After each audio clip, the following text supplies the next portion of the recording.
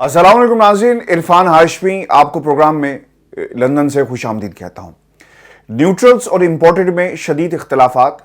Pakistan democratic movement 3 हिस्सों में तकसीम हो गई। शहबाज शरीफ अब तनहा रह गए।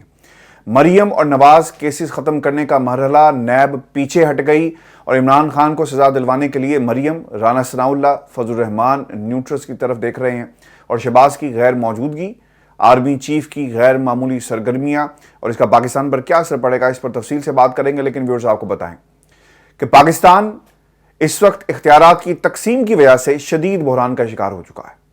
हुकूमत के चीफ एग्जीक्यूटिव बराए नाम वज़ीर आज़म शहबाज शरीफ के पास फैसलों की अब पावर नहीं रही।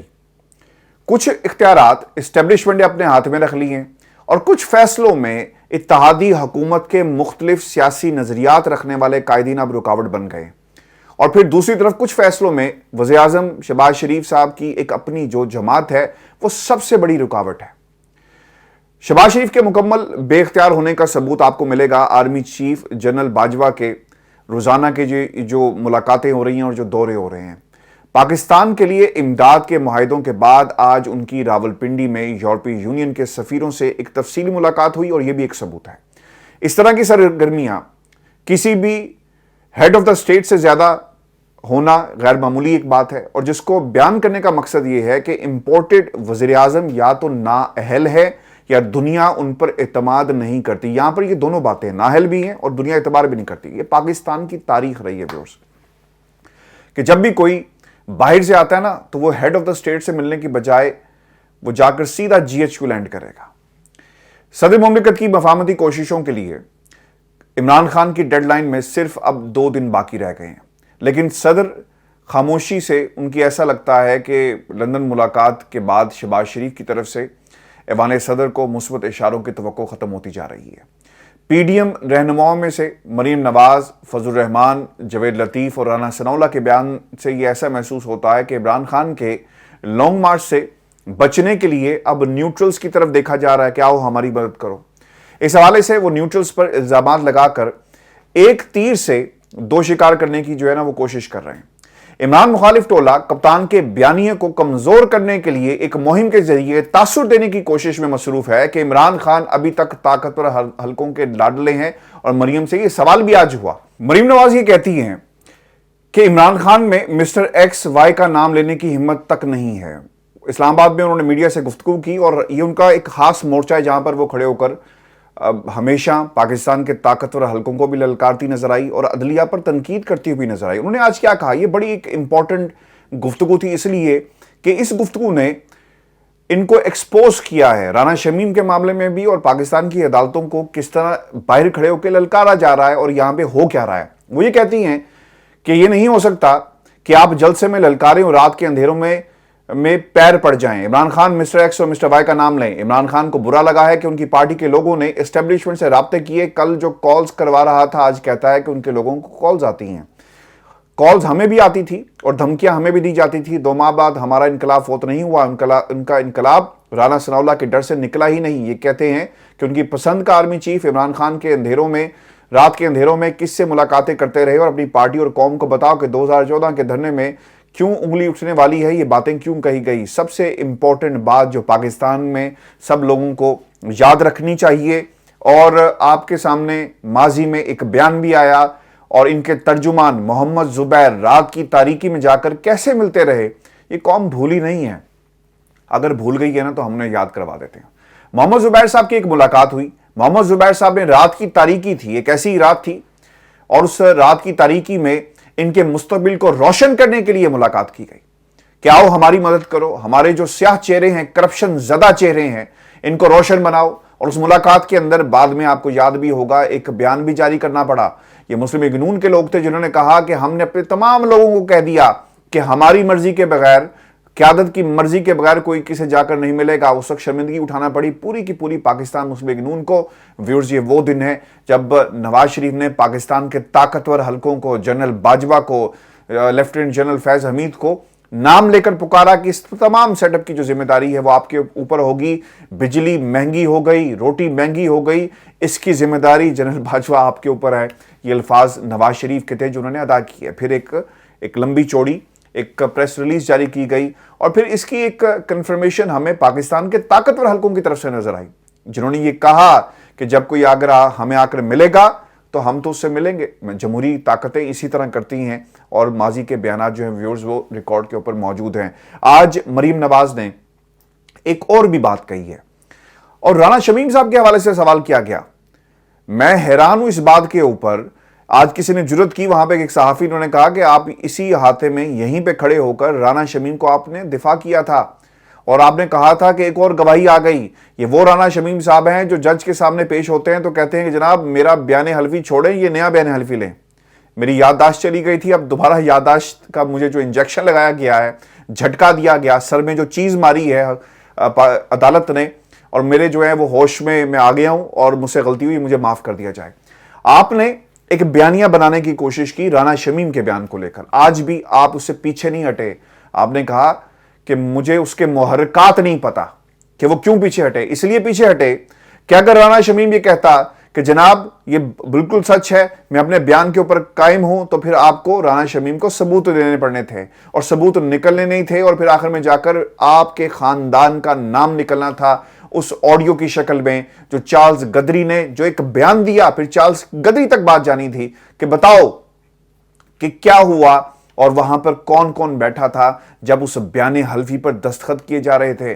لوگ اپنے ماضی کو ریکنسٹرکٹ کرنے کے لیے اس حد تک چلے گئے، انہوں نے یہاں تک کہا، اس عمر میں بھی آ کر، یعنی 70+ ہو گئے ہیں رانا شمیم صاحب، انہوں نے کیا کہا؟ وہ یہ کہتے ہیں کہ میں نے اپنی مرحوم بیوی کے ساتھ وعدہ کیا تھا اور آج میرے ایک ضمیر پر بوجھ تھا جو میں نے ہلکا کر دیا۔ یہ لوگ کون ہیں؟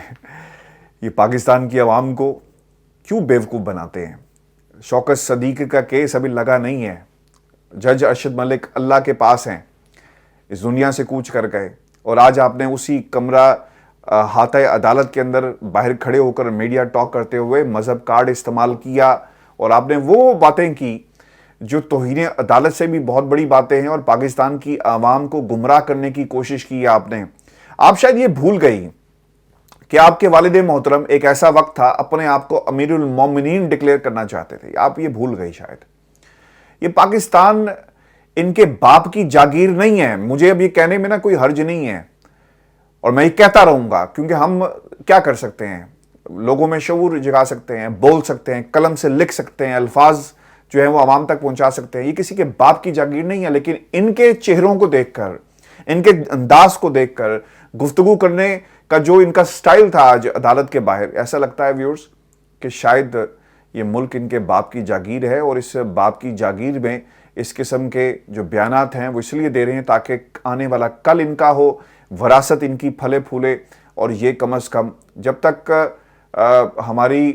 ہم کوشش کرتے رہیں گے ان ناموں کو، ان حقیقتوں کو آپ تک پہنچانے کے لیے، میرا خیال ہے کہ ان کے لیے اتنا آسان نہیں ہوگا کہ پاکستان پر مکمل قبضہ کر سکیں۔ اسی لیے میں کہتا ہوں کہ شیئر کریں، لوگوں سے بات کریں کہ ہمیں مروثیت قبول نہیں ہے، کسی کو بھی لے آؤ، جمہوریت ہونی چاہیے ملک کے اندر۔ ویورز، عدالت کے اندر کیا ہوا؟ ایک ریلیف دینے کی کوشش کی جا رہی ہے، بہت ہی اہم سماعت تھی، اور اس ریلیف کے ذریعے گیم کیا تیار کی گئی ہے؟ عدالت کی کارروائی میں آپ کو آگے چل کر بتاتا ہوں، لیکن گیم کیا تیار کی گئی ہے؟ گیم یہ تیار کی گئی ہے کہ مریم کو ریلیف ملے۔ آپ نے قانون چینج کر لیا، اگر آپ نے کسی چیز کی ملکیت ثابت کرنی ہے کہ یہ پیسہ جو میرے اکاؤنٹ کے اندر موجود ہے، تو آپ کو ثبوت پیش کرنے پڑیں گے، یعنی نیب کو ثبوت پیش کرنے پڑیں گے کہ جاؤ ثبوت لے کر آؤ کہ یہ پیسہ جو تمہارے اکاؤنٹ کے اندر آپ نے جو ریکور کیا یا آپ کو شک ہے، یہ غیر قانونی طور پر پیسہ بنایا گیا۔ اب یہاں پر یہی کچھ ہوا ہے، عدالت کی طرف سے کہا جا رہا ہے کہ آپ نے ثابت کرنا ہے کہ ایون فیلڈ نواز شریف کے ہیں یا ان سے ان کا تعلق ہے، یا پیسے جو ہیں وہ جائیں جا کر ثبوت لے کر آئیں۔ حالانکہ اس سے پہلے جو قانون تھا وہ یہ تھا کہ آپ کے اوپر برڈن آف پروف جو ہے وہ آپ کے اوپر ہے۔ اب یہ قانون کیسے بدلا، اور عدالت کے ریمارکس جو ہیں ملاحظہ کیجئے، آپ کو اندازہ ہو جائے گا کہ پاکستان میں مریم نواز کو ریلیف ملنے جا رہا ہے، اور اس ریلیف کو ایک بطور ایک دلیل استعمال کیا جائے گا کہ مریم نواز کو چونکہ ریلیف مل گیا ہے، اسی بنیاد کے اوپر نواز شریف صاحب کو بھی دلیل کے طور پر استعمال کر کے ریلیف دے دیا جائے گا۔ اور یاد رکھیے گا، نواز شریف کو بیٹے سے تنخواہ لینے کے معاملے پر جو ہے وہ نکالا گیا، ایون فیلڈ کا معاملہ مریم کی حد تک جو ہے انہیں فائدہ پہنچائے گا۔ نواز شریف کی حد تک جو ہے وہ شاید انہیں فائدہ نہ پہنچ سکے. اس کے اوپر بحث ہوگی, عدالت جو ہے اس کو دیکھے گی. عدالت میں کیا ہوا, ویئرز ایسا محسوس ہوتا ہے کہ پروسیکیوٹر عدالت کو ایک راستہ بنا کر دے رہا ہے اور تاثر دے رہا ہے کہ مریم نواز کا کردار صرف لندن جائیداد خریدنے کی معاونت کا تھا, اس سے زیادہ نہیں ہے. اور وہ یہ تاثر بھی دینے کی کوشش کر رہا ہے کہ گویا ان جائیدادوں کی ملکیت بھی نواز شریف کی ثابت نہیں ہوئی, یعنی ملکیت کسی اور کی ہے, پیسہ کسی اور کا ہے. نیب پروسیکیوٹرز نے نواز شریف کو اشتہاری قرار دینے کا عدالتی فیصلہ پڑھ کر سنایا اور کہا کہ عدالتی حکم کے مطابق وہ سرنڈر کریں یا پکڑے جائیں تو دوبارہ اپیل دائر کر سکتے ہیں. عدالت نے یہ بھی کہا کہ نواز شریف کی اپیل میرٹ پر خارج نہیں ہوئی بلکہ اشتہاری ہونے کی وجہ سے خارج ہوئی. ایسا نہیں ہے کہ جو اپیل اس طرح خارج ہوئی اس کا چارج بھی درست ثابت ہو گیا, آپ کو ثابت کرنا پڑے گا دلیل دے کر, ثبوتوں کے ساتھ. اس پر نیب پروسیکیوٹر نے کہا کہ مریم نواز اور کیپٹن ریٹائرڈ صفدر کا کردار مرکزی ملزم کی معاونت کا تھا جن میں انہیں سزائیں بھی ہوئی. عدالت نے کہا کہ نواز شریف کا کیس ہمارے سامنے نہیں ہے تو اس کا یہ مطلب نہیں کہ ان پر فرد جرم ٹھیک ثابت ہو گئی. جسٹس محسن اختر کیانی نے کہا کہ ٹرائل کے بعد تو سپریم کورٹ کے فیصلے میں دی گئی ڈائریکشنز متعلقہ نہیں رہی. سپریم کورٹ کی ڈائریکشنز پری ٹرائل تھی اور اب ٹرائل مکمل ہو چکا ہے. اور ویورز غور طلب نقطہ یہ ہے کہ نیب پروسیکیوٹر نے کہا کہ سپریم کورٹ نے کے آرڈر پر یہ کیسز بنائے گئے, جس پر جسٹس عامر فاروق نے کہا کہ ہم نے تو ٹرائل پروسیڈنگ کو دیکھنا ہے. سپریم کورٹ کے آرڈر کے بعد ریفرنس دائر ہوا اور ٹرائل ہوا. اس اپیل کے حوالے سے سپریم کورٹ کے فیصلے کا کوئی تعلق نہیں ہے. اور یہ جسٹس عامر فاروق وہی ہیں جن پر رانا شمیم صاحب نے الزام لگایا اور اب یہ کیس کی ہیئرنگ کر رہے ہیں. جسٹس محسن اختر کیانی نے کہا کہ سپریم کورٹ کی ججمنٹ کے بعد نیب نے خود اس کی تحقیقات کی کہ آپ نے جے آئی ٹی سے ہٹ کر آزادانہ انویسٹیگیشن کی. نیب پروسیکیوٹر جب دفاع ہی نہیں کر رہا تو پھر ویورز کیس کیسا. جسٹس محسن اختر کیانی نے کہا کہ آپ جو کچھ کہہ رہے ہیں اس کے اثرات ہو سکتے ہیں. یاد رکھیے گا مریم پر چارج ہے کہ اس نے مس لیڈ کیا. یہ کس کو مس لیڈ کیا کیا آپ بتانا پسند کریں گے؟ نیب نے یہ بھی کہا کہ مریم پر جعلی ٹرسٹ ڈیڈ بنانے اور کیلبری فنڈ کا چارج ہے. نیب نے بھی آزادانہ تفتیش کی. ملزمان کو کال اپ نوٹس بھجوائے گئے. مریم نواز کو عدالت نے مس لیڈ کرنے پر سزا سنائی. جسٹس کیانی نے یہ کہا کہ آج نواز شریف ہمارے سامنے نہیں ہے. یہ بتائیں مریم نواز کے خلاف نیب کا کیس کیا ہے. ایک جملے میں مریم نواز کے خلاف کیس بتانا ہو تو کیا ہوگا, یہ پاکستان کی اسلام آباد ہائی کورٹ کی طرف سے کہا جا رہا ہے. اور عدالت کا مزاج دیکھیں.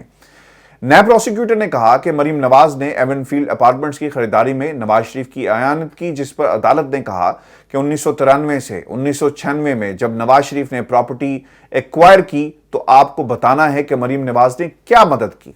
نیب نے کہا کہ یہ کیس نہیں ہے کہ باپ نے بیٹی کو گفٹ کیا ہے بلکہ مریم نواز نے نواز شریف کو آمدن سے زائد اثاثے بنانے میں معاونت کی. اس پر جسٹس عامر فاروق نے پوچھا کہ بتائیں کہ مریم نے کس انداز میں نواز شریف کو معاونت کی.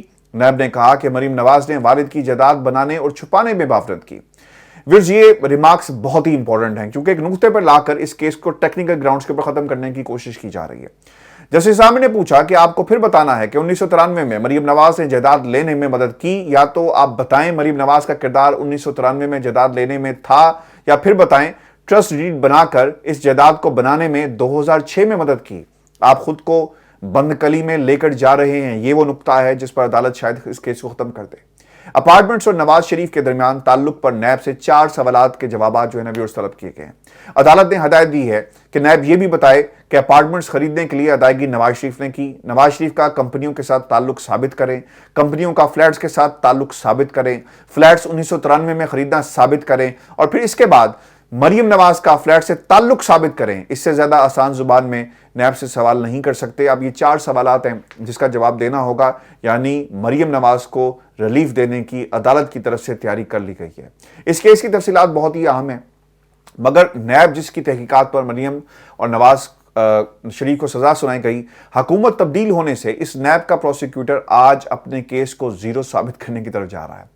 اسے صرف مریم کی زبانی معاونت اسٹیبلش کر کے باپ بیٹی کا کیس ہی جڑ سے اکھاڑنے پر ایک کوشش کی جا رہی ہے. ویورز آپ کو بتاتے چلیں کہ یہ وہ بنیادی نکات ہیں جس پر عدالت کو ایک سیٹسفائی کرنا ہوگا, اور اب ایسا لگتا ہے کہ شاید عدالت نے اپنا ایک مزاج بنا لیا کہ وہ ان لوگوں کو, اس ایک خاندان کو اور 2 کرداروں کو جو ہے وہ ریلیف مہیا کر دیں گے. ویورز آپ کو بتاتے چلیں کہ ایک دوسرا جو بیان جاری کیا گیا مریم نواز کی طرف سے یہ بھی بہت اہمیت کا حامل ہے، اور انہوں نے احاطہ عدالت میں کھڑے ہو کر عمران خان کے اوپر نیوٹرلز کے ساتھ مدد لینے کا جو الزام لگایا ہے۔ آپ کو بتاتے چلے کہ اب یہ بات کسی سے چھپی ڈھکی نہیں ہے کہ نیوٹرل سے مدد لینے کی کون بات کر رہا ہے۔ مطیع اللہ جان نے آج وہاں پہ سوال بھی کیا کہ آپ ماضی میں انہیں خلائی مخلوق اور محکمہ زراعت کے لوگ کہتی رہی، تو آج پھر اس پہ مریم نے یہ کہا کہ وقت آنے پر جو 5 سال سے میرے ساتھ جو کچھ بھی ہو رہا ہے تو میں ان طاقتوں کا بھی نام لوں گی۔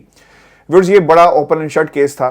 یاد رکھیے گا نواز شریف کو سزا ہوئی تھی بیٹے سے جو تنخواہ نہ لینے کے معاملے پر، تو اس کو جوڑ کر اگر آپ دیکھیں تو مجھے ایسا لگتا ہے کہ مریم نواز کو شاید ریلیف مل جائے، and then it will be followed in the same case of Nawaz Sharif. Viewers, آپ کو یہ بتاتے چلیں کہ ایک بیان جو ہے وہ خواجہ آصف صاحب کی طرف سے بھی جاری کیا گیا۔ وہ یہ کہتے ہیں کہ دھرنے سے ڈر کی تعیناتی کا عمل جلد کریں تو یہ باوقار عمل نہیں ہوگا، اور یہ آرمی چیف کی تعیناتی کے حوالے سے جو ہے وہ بات کی جا رہی ہے۔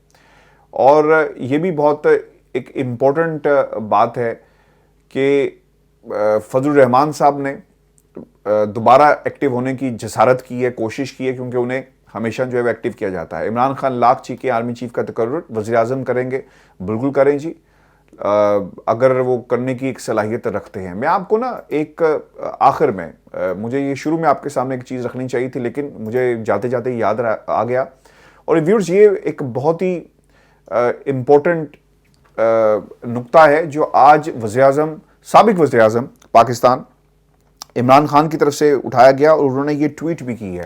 میں اس کے کچھ نکات جو ہیں وہ پڑھ دیتا ہوں اور آپ کو اندازہ ہو جائے گا کہ پاکستان میں آرمی چیف کی تعیناتی کا معاملہ جو ہے وہ کسی بھی ایک غیر متعلقہ شخص سے نہیں ڈسکس کیا جا سکتا، یہ آپ کے جو حلف ہے اس کی ایک ریکوائرمنٹ ہے۔ عمران خان صاحب نے ٹویٹ کیا، اور پھر وہ جو ریلیونٹ پورشن ہے اس میں کیا لکھا ہوا ہے، that in all circumstances I will do right to all manner of people according to law without fear or favor, affection or ill will, and I will not directly or indirectly communicate or reveal to any person any matter which shall be brought under my consideration or shall become known to me as the Prime Minister except as may be required for the due discharge of my duties as the Prime Minister۔ آپ آئین پاکستان کی روح سے آپ پابند ہیں کہ آپ کوئی بھی معاملہ جو آپ جسے کنسیڈر کر رہے ہوں یا آپ کی کرسی جو ڈیمانڈ کرتی ہو وہ کسی غیر متعلقہ شخص سے اس کو جو ہے وہ ڈسکس نہیں کیا جائے گا۔ یہاں پر بیانات دیے گئے، خرم دستگیر نے ایک گراؤنڈ بنائی، خواجہ آصف نے آ کر ایک گراؤنڈ بنائی، جاوید لطیف نے ایک گراؤنڈ بنائی، پی ڈی ایم والے کہتے رہے، مریم نواز کے جملے موجود ہیں۔ اسی لیے ویورز، آپ نے کانسٹیٹیوشن آف پاکستان کو جو ہے وہ سبوتاج کرنے کی کوشش کی، آپ نے اپنے حلف کے خلاف جا کر یہ سب کچھ کیا۔ اس کا مطلب یہ ہوا کہ پاکستان کے کسی تھانے کے اندر بھی وزیر اعظم پاکستان کے اوپر ایک مقدمہ درج کروایا جا سکتا ہے، اور اس مقدمے کا جو متن ہوگا کہ آپ نے آئین پاکستان کو فالو نہیں کیا اور اپنے حلف کی جو ہے وہ خلاف ورزی کی۔ یہ ٹویٹ کیا گیا تھا آج عمران خان صاحب کی طرف سے، چونکہ آپ نے لندن آ کر معاملات کو ڈسکس کیا ایک ایسے شخص کے ساتھ جو ملک سے بھاگا ہوا ہے، جو مفرور ہے، جو ملزم ہے، مجرم ہے، اور اپنی سزاؤں کو ختم کرانے کے لیے طرح طرح کی جو ترکیبیں ہیں وہ لندن میں بیٹھ کر ان کو کوشش کرتا ہے کہ کسی طرح وہ کارگر ثابت ہوں، لڑاتا رہتا ہے۔ ایسا لگ رہا ہے لندن کی فضا یہ کہتی ہے کہ ایک ٹینشن پائی جا رہی ہے، اور آنے والے جو کچھ دن ہیں، جو ڈیڈ لائنز بھی ختم ہو رہی ہیں، ہمیں ٹکراؤ نظر آ رہا ہے۔ اب دیکھنا یہ ہوگا کہ خان صاحب اور ان کی جماعت جو ہے اس پورے عمل میں اگلی اسٹریٹجی کیا بناتی ہے، کیونکہ یہاں سے تو انکار ہو گیا اور جو صدر پاکستان ہے وہاں بھی مکمل خاموشی ہے۔ اگلا ایک ہفتہ بلکہ کچھ دن جو ہیں کہ انتہائی اہم ہوں گے۔ ویورز، اس پر تفصیل سے بات کریں گے اپنی اگلی ویڈیو میں، اور پھر اقوام متحدہ میں کیا ہو رہا ہے، شہباز شریف صاحب، اور پھر دوسری طرف انٹرنی ینگسٹر بلاول زرداری کیا کہہ رہے ہیں، اور پھر وہاں پر جو تقریر کرنی ہے اس تقریر کو کون لکھ رہا ہے، اس پر اگلی ویڈیو میں تفصیل سے بات کریں گے۔ اجازت دیجیے، اللہ رکھے بان۔